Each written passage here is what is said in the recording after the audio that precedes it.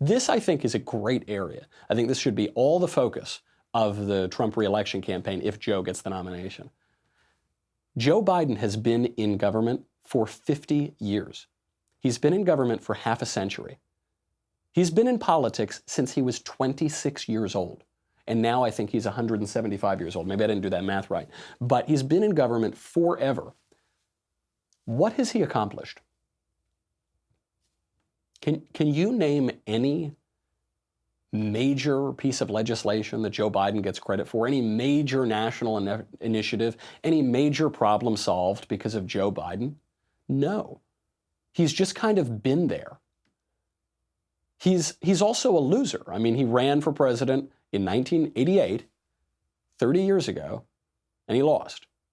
Then he ran for president in 2008, 20 years after that fact, and he lost. And he would have gone nowhere except that Barack Obama hated Hillary Clinton enough to make Joe Biden his vice president. He's never accomplished anything. Contrast that with Donald Trump. Donald Trump has been in politics for, 3.5 years now, and he's had the most effective record of any president in my lifetime, on the right or the left. The Heritage Foundation pointed out in 2017, 2018, Donald Trump has effected a conservative agenda more quickly even than Ronald Reagan.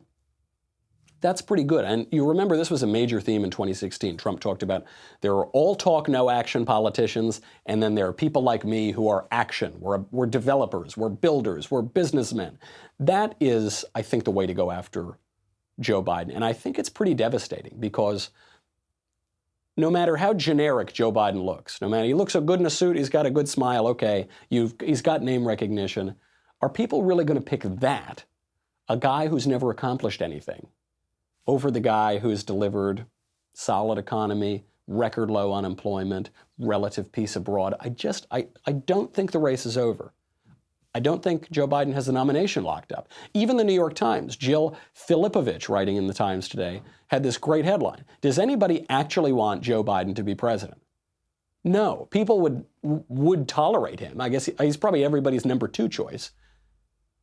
He's doing well in the polls with name IDs basically unobjectionable. But does anyone really want him to be president? It doesn't seem so. Also, remember, at this point in 2016, who were the top GOP contenders? You probably don't remember this, but during the 2016 election, in, I guess, late 2015, the top contenders were, drum roll please, Jeb Bush, Marco Rubio, and Scott Walker. How are they doing now? Rubio is still in the Senate, at least. The other 2 guys aren't anywhere near the government. Anything could happen. I mean, these polls don't tell us a whole lot.